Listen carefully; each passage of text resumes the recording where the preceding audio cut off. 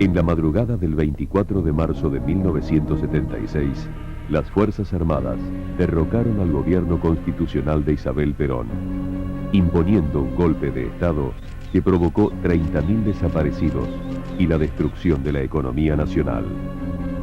Fueron 7 años de tinieblas.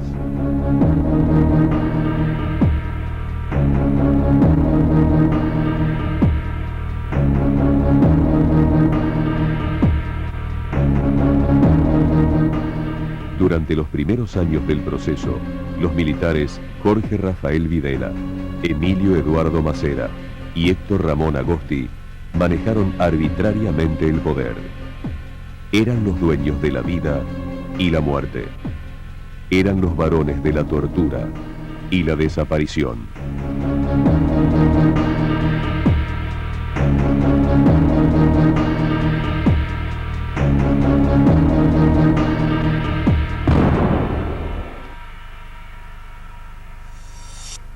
Teniente General Jorge Rafael Videla expresó vivamente en Tucumán: ocupe cada uno su lugar y la victoria seguramente será nuestra.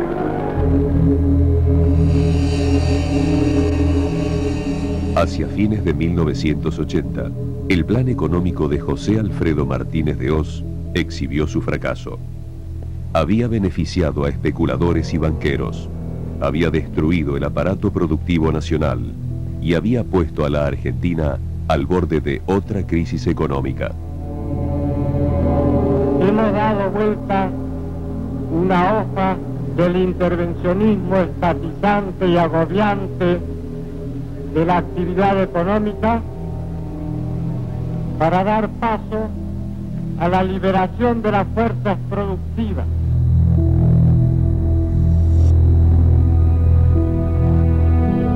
El régimen, entonces, empujó la caída del general Videla y de su ministro Martínez de Hoz para evitar que la situación política termine con su propio poder. El general Roberto Viola reemplazó a Videla, que se convirtió en una sombra, en un patético comandante de los cuarteles de invierno.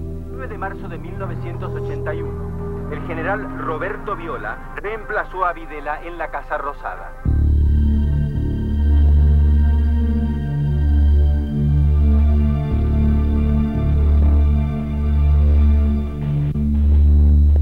Viola era un general taciturno, enfermo, tan despiadado como su antecesor. Reivindicaba el golpe de Estado y la represión ilegal, pero sabía que había empezado una nueva etapa política, que había que cambiar el discurso. Viola se atrevía a balbucear las palabras democracia y libertad. Los militares argentinos que ocuparon el poder el 24 de marzo de 1976 no lo hicieron por una vocación de poder ni con el ánimo de destrozar o destruir lo que podemos llamar la democracia.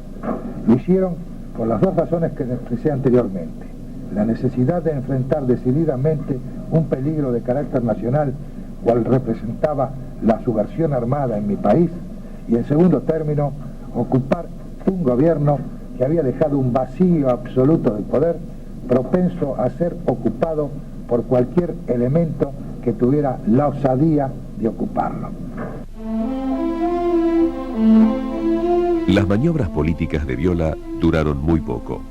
Había un puñado de generales que rechazaban la posibilidad de una rápida transición democrática y no dudaron en sacrificar al general taciturno para preservar sus más oscuras intenciones políticas. Señor presidente, ¿a usted lo ha molestado la versión, los rumores acerca de presuntas desinteligencias con el teniente general Galtieri? Bueno, sí, molestar me molestan, sin ninguna duda. Me molestan porque carecen de realidad. El golpe interno fue encabezado por Leopoldo Fortunato Galtieri, otro general mediocre, alcohólico y responsable de innumerables violaciones a los derechos humanos. Los mecanismos psicológicos que promueven el olvido de los grandes dolores humanos tienden a borrar de las memorias argentinas las imágenes de los graves sucesos que no hace mucho tiempo atrás laceraron a nuestro pueblo como fruto amargo de la agresión terrorista.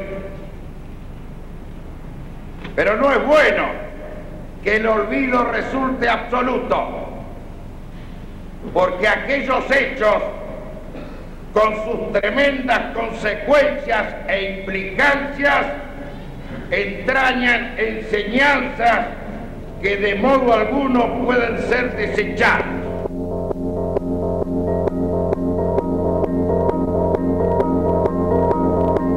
Con el general Galtieri, la crisis se profundizó. El establishment y los grupos financieros aprovecharon el régimen de terror para hacer grandes negocios, mientras que aumentaba el índice de desempleo y la quiebra de las pequeñas y medianas empresas. Galtieri nunca pudo frenar la erosión del proceso militar. Y el 30 de marzo de 1982, la gente salió a la calle para exigir paz, pan y trabajo.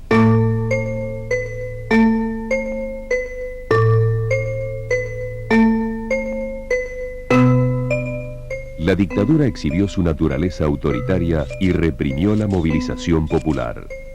Para Galtieri, el ímpetu de los manifestantes fue una señal.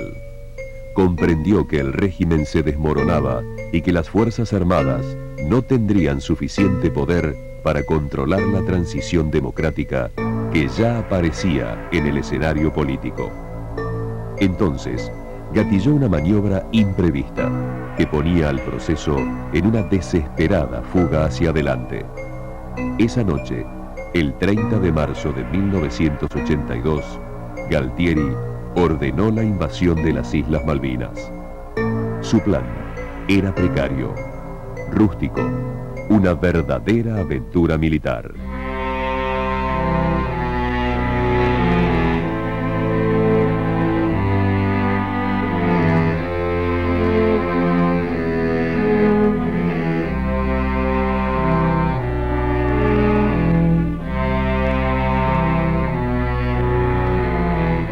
Pero el general de mirada vidriosa nunca se preocupó por los detalles. Era ambicioso y soñaba con su estatua de bronce.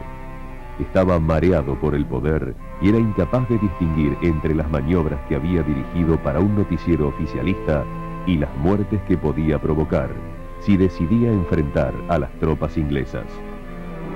Soldados argentinos que ahora están preparados en sus distintas ramas para defender con eficiencia a la patria ante cualquier contingencia. Infantes, artilleros, tanquistas, cada uno en su especialidad, pusieron de manifiesto su capacidad de combate. Forman parte del ejército argentino, un ejército que está invicto a través de los años de nuestra historia.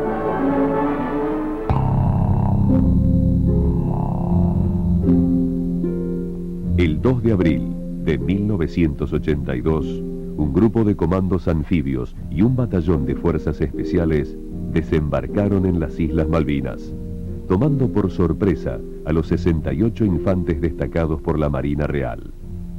La operación fue casi perfecta. Solo murieron 3 militares argentinos, y a las 9:15 de la mañana, el gobernador Hunt rendía la plaza. Horas más tarde, asumía el general Mario Benjamín Menéndez, primer gobernador de las Islas Malvinas en casi 150 años de historia institucional. Así fue como la bandera nacional volvió a flamear en Puerto Argentino.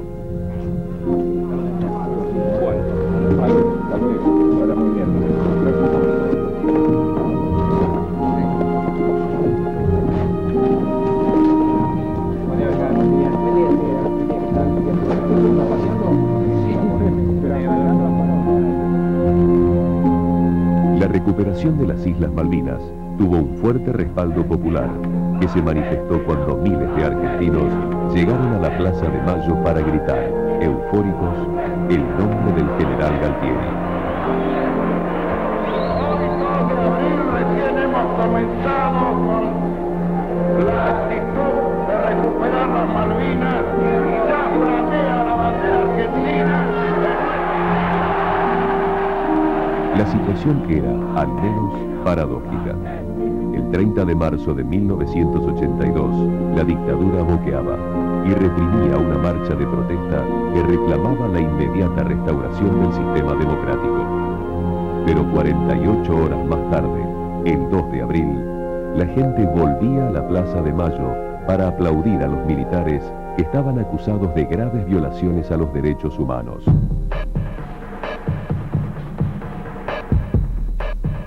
Las Malvinas eran un sentimiento nacional, un grito de soberanía que estaba atado al inconsciente colectivo. El proceso sabía manipular a la opinión pública y volvía a respirar.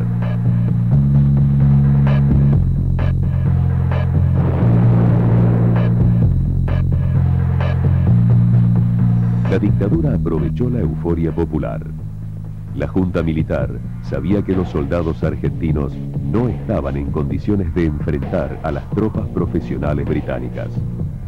Pero al general Leopoldo Fortunato Galtieri, al almirante Jorge Isaac Anaya y al brigadier Basilio Lamidoso, poco le importaban las futuras bajas argentinas. Ellos querían preservar el poder y trascender en la historia argentina. Mis soldados,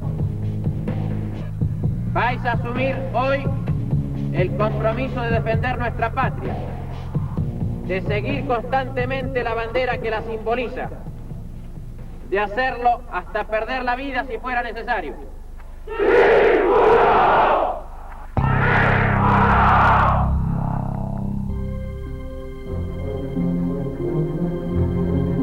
Galtieri sonreía a la multitud, pero en la intimidad de la junta militar, el panorama era sombrío, crispado. Los soldados argentinos no estaban equipados para enfrentar las condiciones climáticas, y menos aún, para combatir con las tropas británicas que eran profesionales y que estaban provistas con armamentos y logística de última generación.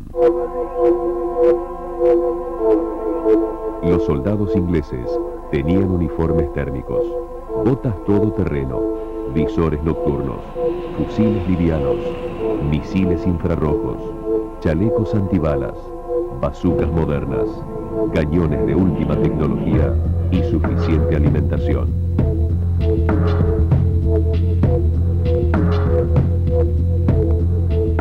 Las tropas argentinas, en cambio, exhibían cañones antiguos y pesados. Los uniformes dejaban pasar el frío y se mojaban con facilidad.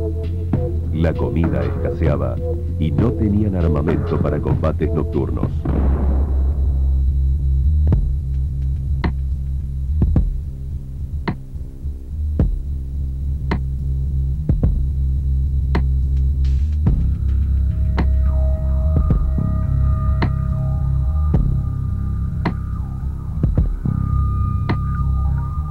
La Junta de Comandantes sabía de la capacidad bélica de los soldados argentinos y conocía sobre la experiencia y logística de las fuerzas inglesas. Aún más, Galtieri, Anaya y Lamidoso ya habían calculado que Margaret Thatcher, en caso de conflicto, ordenaría la movilización de los Gurkhas, un batallón de élite caracterizado como una verdadera máquina de matar. Sin embargo, y pese a esta información, los militares desecharon cualquier alternativa diplomática destinada a silenciar los tambores de la guerra, que en Malvinas ya empezaban a escucharse.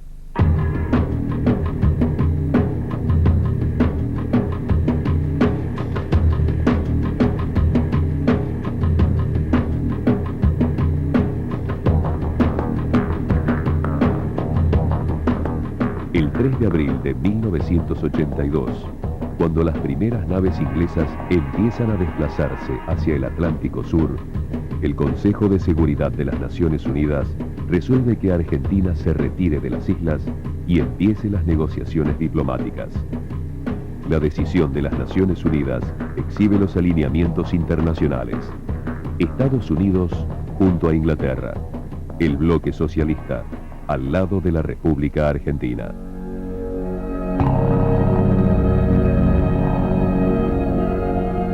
La posición de la Casa Blanca confunde a Galtieri. Este general pensaba que Ronald Reagan iba a tener una actitud positiva frente a la dictadura militar, teniendo en cuenta que Estados Unidos había apoyado el golpe de Estado de 1976 y que oficiales y suboficiales argentinos habían respaldado las operaciones clandestinas de la CIA y de los contras nicaragüenses frente al Ejército Sandinista de Liberación.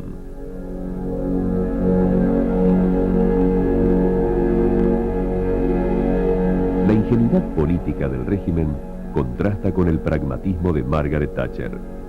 La primera ministra británica no solo compromete a la Casa Blanca en su estrategia diplomática y en el apoyo logístico para su contraofensiva bélica, sino que además anuda una operación secreta con Augusto Pinochet.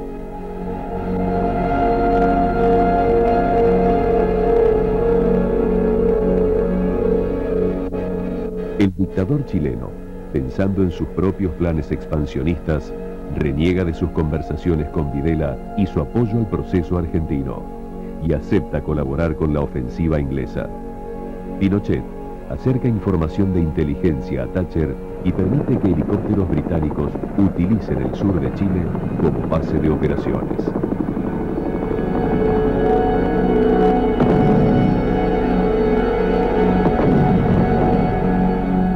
Mientras Thatcher hace sus juegos diplomáticos, la dictadura militar aprovecha los días para fortalecer su respaldo popular. Galtieri aparece sonriente y profesional, mientras que las imágenes que llegan de las islas pretenden demostrar que los soldados argentinos están preparados para dar batalla en cualquier momento. El martes 27 de abril, Islas Malvinas, estamos con el señor comandante del Batallón de Infantería de Marina número 5, capitán de fragata Carlos Robacio. Señor comandante, ¿cuál es la situación de su unidad en este momento?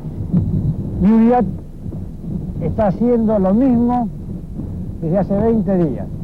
Estamos preparando el terreno, hemos organizado 3 puntos fuertes, inamovibles, cavados en la roca, que se apoyan mutuamente. Este es mi observatorio y mi puesto de comando pocos metros más atrás. Nuestra izquierda, aquella altura, que es un punto acotado bastante alto y dominante de la ciudad, primer pivote de nuestra defensa.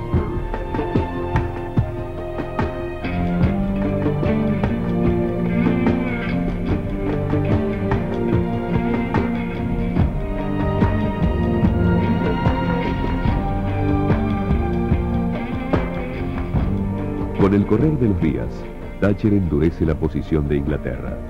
El secretario de Estado norteamericano, Alexander Haig, viajaba de Buenos Aires a Londres y de Londres a Buenos Aires para encontrar una solución al conflicto.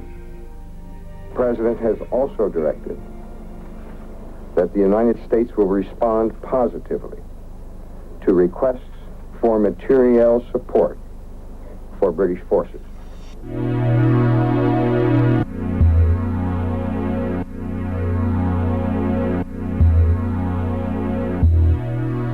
En Buenos Aires, Haig era recibido por el canciller Nicanor Costa Méndez, un diplomático de carrera que trataba de acotar las necesidades bélicas de Galtieri. Costa Méndez y Haig enfrentaban una tarea muy difícil. El secretario de Estado norteamericano, general Alexander Haig, visitó Buenos Aires los días 16 al 19 de abril con el propósito de contribuir a una solución pacífica del conflicto entre Argentina y Gran Bretaña en el Atlántico Sur.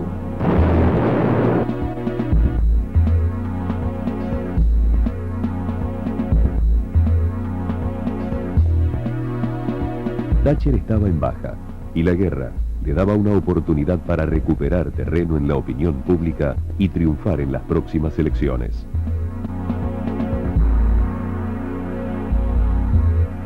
Galtieri, a su vez, representaba a un gobierno dictatorial que se resistía a morir.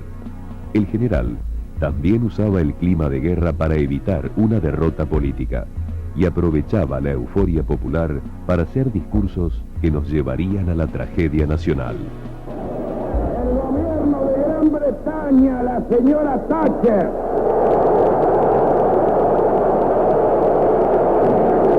y el pueblo de Gran Bretaña no han escuchado hasta ahora una sola palabra de ataque o una sola palabra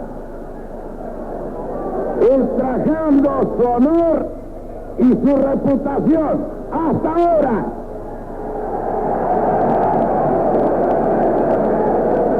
Pero le pido como presidente de la nación al gobierno y al pueblo inglés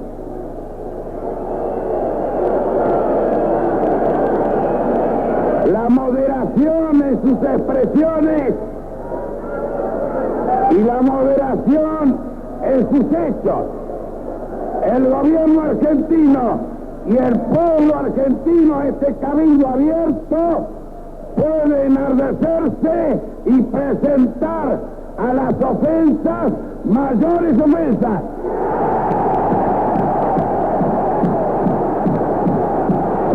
Que sepa el mundo, América, que un pueblo con voluntad decidida como el pueblo argentino, si quieren venir, que vengan, les presentaremos batalla.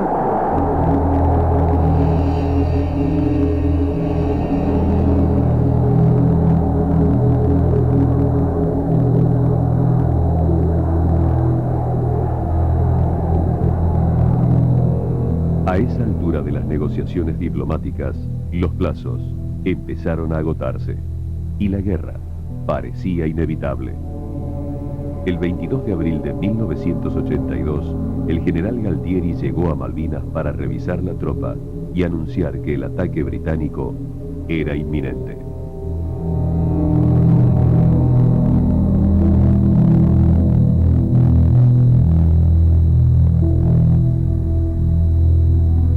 Así fue.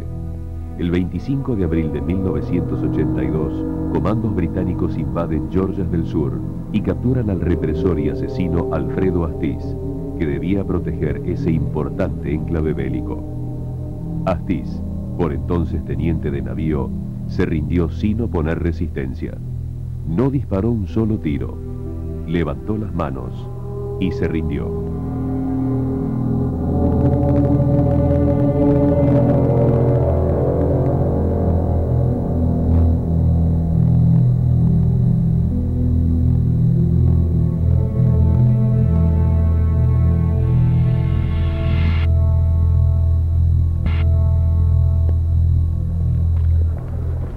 Damas y caballeros, el Ministerio de Defensa acaba de darme buenas noticias y creo que les agradará saberlas. El mensaje que recibimos dice que las tropas británicas desembarcaron en Georgia del Sur esta tarde, poco después de las 4 p.m. hora de Londres. El comandante de la operación envió el siguiente mensaje. Por favor, informen a su majestad que la insignia blanca sobrevuela Union Jack en Georgia del Sur.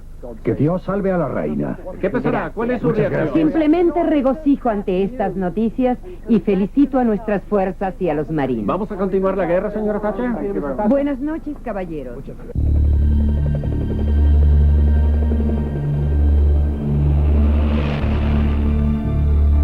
Las fuerzas británicas tenían un plan de combate que les permitió avanzar rápidamente en territorio argentino. El 1 de mayo de 1982, una semana después de haber iniciado las hostilidades, los soldados ingleses ya estaban hostigando las posiciones argentinas en el corazón de las Islas Malvinas.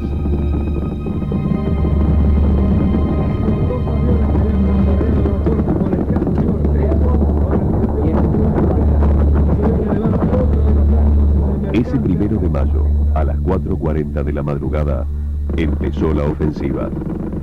Aviones Sea Harrier atacaron Puerto Argentino. Helicópteros artillanos operaron contra Puerto Darwin y las fragatas enemigas se dedicaron a demoler enclaves básicos de la defensa nacional.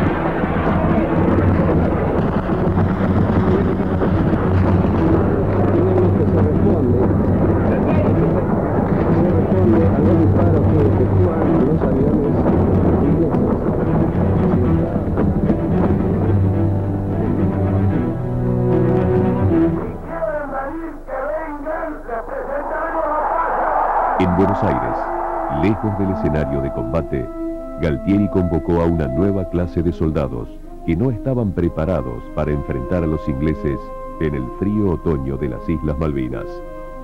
Eran chicos de 20 años, con una precaria formación militar, incapaces de vencer a la tropa profesional británica. Galtieri los llevaba a una muerte segura.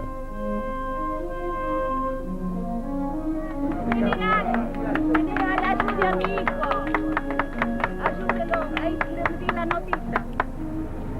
Por favor, general, se lo pido. Por Dios, ayúdelo, tiene 25 años. Voy a leer especialmente, señora. Voy a leer especialmente, señora. Y va a tener mi contestación firmada por mí, señora. Pregúntenle el nombre. Por favor. Cuando el peligro acecha, hay que esperar pacientemente el momento de actuar, para no errar el disparo. Saber esperar es saber luchar. Argentinos, a vencer. Cada uno en lo suyo, defendiendo lo nuestro. Mientras el régimen aseguraba en los medios de comunicación que estábamos ganando, en el campo de batalla transcurrían horas sombrías. No había coordinación entre las Fuerzas Armadas. Fallaban las comunicaciones. Escaseaba la comida. Y cada uno hacía lo que podía.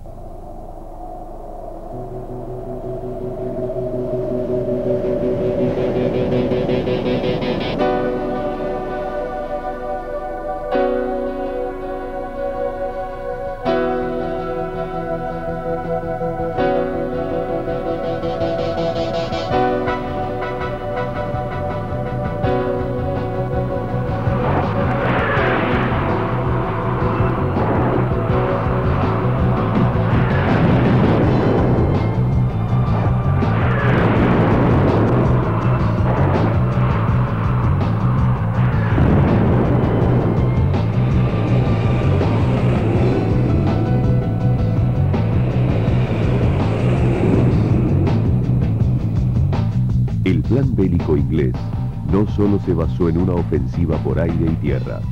Además, tuvo un capítulo naval que fue activado cuando la Armada Británica decidió atacar al crucero General Belgrano.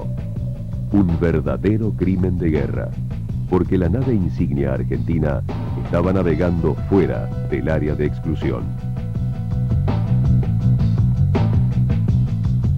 El 2 de mayo de 1982, exactamente a las 16:01, el submarino atómico Conqueror disparó contra el crucero General Belgrano. El submarino lanzó 2 torpedos Tigerfish que hundieron a la nave en apenas 80 minutos. Ese día murieron 323 soldados argentinos.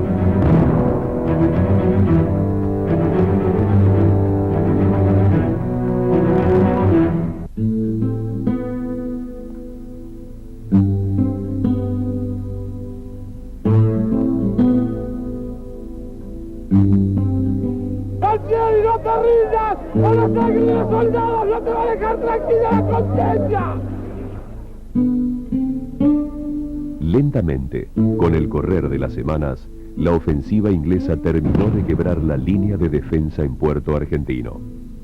Era cuestión de horas, pero Galtieri se resistía a reconocer la derrota. El viernes 11 de junio de 1982, Juan Pablo II desembarcó en la Argentina. Recorrió las calles, dio misa y recibió el apoyo de miles de argentinos que agitaron banderas y aplaudieron su paso. Pero el Papa no estaba protagonizando una gira pastoral. Juan Pablo II sabía lo que sucedía en las Islas Malvinas y había llegado a Buenos Aires para forzar la rendición de la dictadura militar. Horas antes del asalto final de las tropas británicas, cuando concluía su viaje relámpago, el Papa hizo votos por la paz. Atrás de él, vestido de negro y bamboleante, Galtieri ya era una sombra del poder. Hermanos y hermanas, estoy a punto de concluir la visita a vuestro querido país que he emprendido en nombre de la paz en momentos dolorosos de vuestra historia. Pido a Dios que se traduzca en realidad operante la profunda convicción de que es necesario poner todos los medios posibles para lograr una paz justa, honrosa y duradera.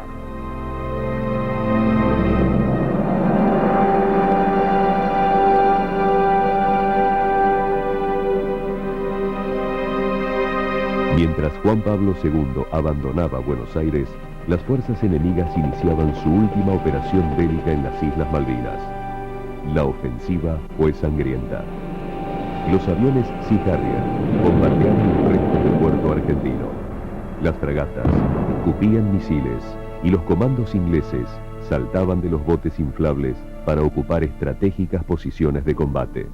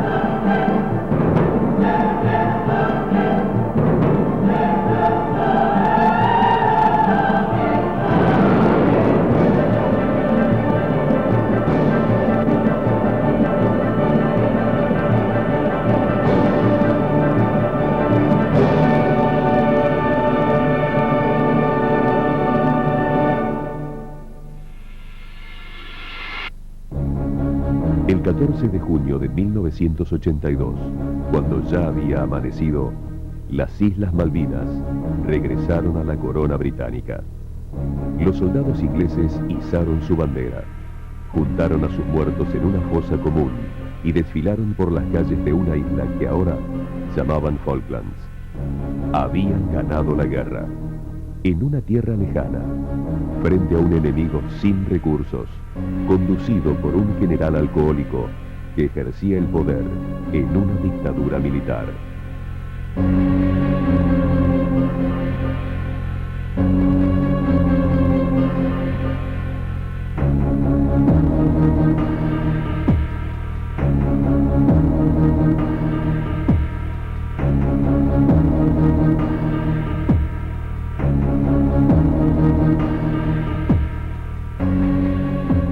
Cerca del mediodía del 14 de junio, los soldados argentinos entregaron sus armas y recibieron atención médica. Después, fueron amontonados tras los alambres de púa. Eran prisioneros de guerra y nadie les podía garantizar su vida ni su destino.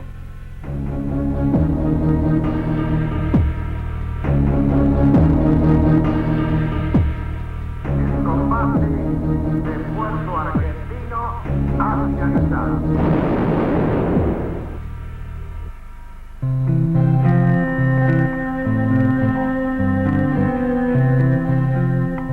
Meses más tarde, poniendo fin a la angustia de familiares y amigos, los soldados que sobrevivieron llegaron a Buenos Aires. Nadie sabía en qué condiciones iban a llegar, y el régimen no preparó para ellos un recibimiento oficial. Para la dictadura, eran carne de cañón. Los rastros de una aventura bélica que pretendían esconder en el olvido.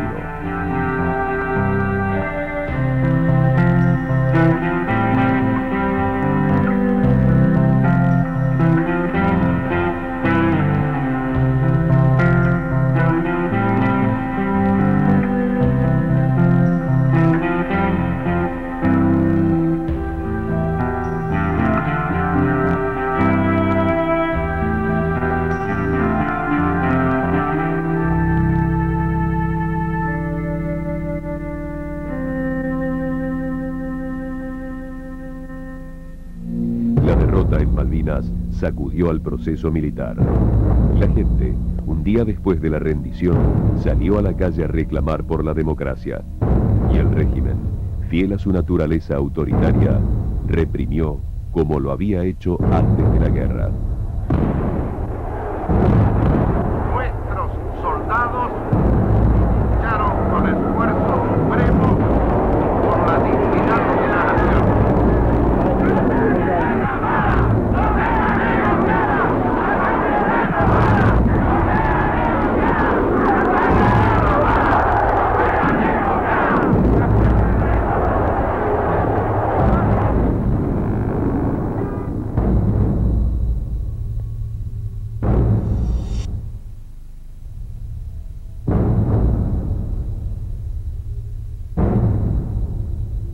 Galtieri fue reemplazado por Reinaldo Benito Viñone, un general oscuro, acusado por la desaparición de 2 soldados cuando era director del Colegio Militar de la Nación.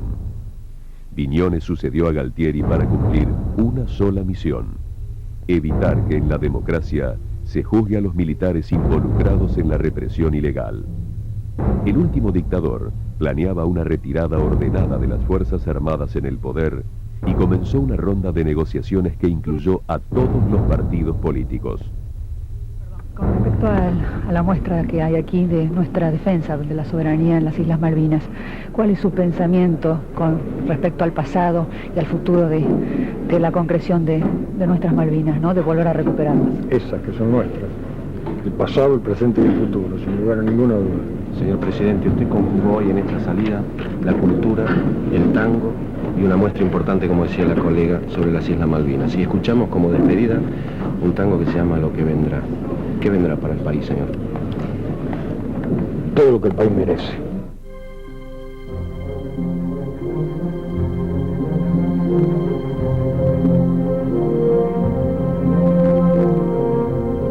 Mientras Viñone ajustaba su estrategia para evitar un juzgamiento masivo de militares, Margaret Thatcher visitaba las Islas Malvinas para capitalizar los réditos de su campaña bélica. La primera ministra conocía los secretos de su profesión y en apenas un día de visita al Atlántico Sur logró conmocionar a las tropas allí apostadas y a los ingleses que miraron por televisión su tour al otro lado del planeta.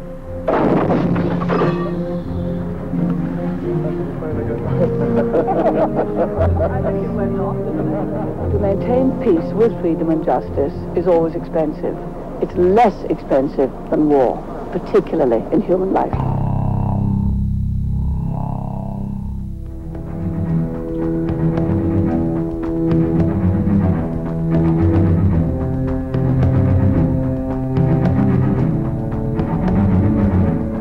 Viñone podía negociar con los candidatos políticos, pero nada podía hacer para frenar los reclamos de los organismos de derechos humanos.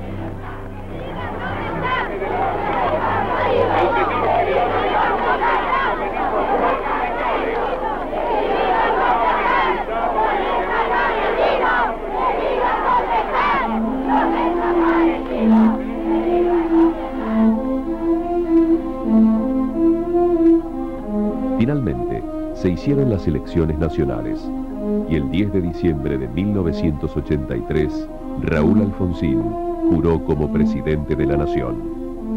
Yo, Raúl Ricardo Alfonsín,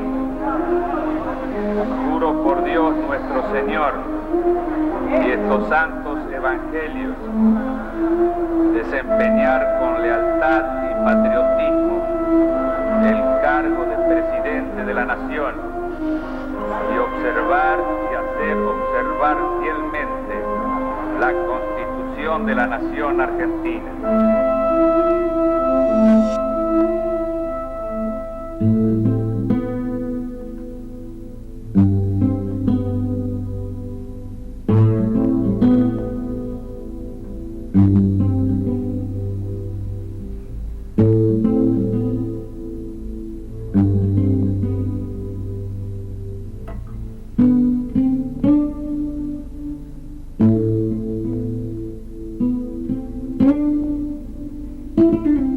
Las Islas Malvinas continúan en poder de Gran Bretaña. La República Argentina aún exige su soberanía nacional.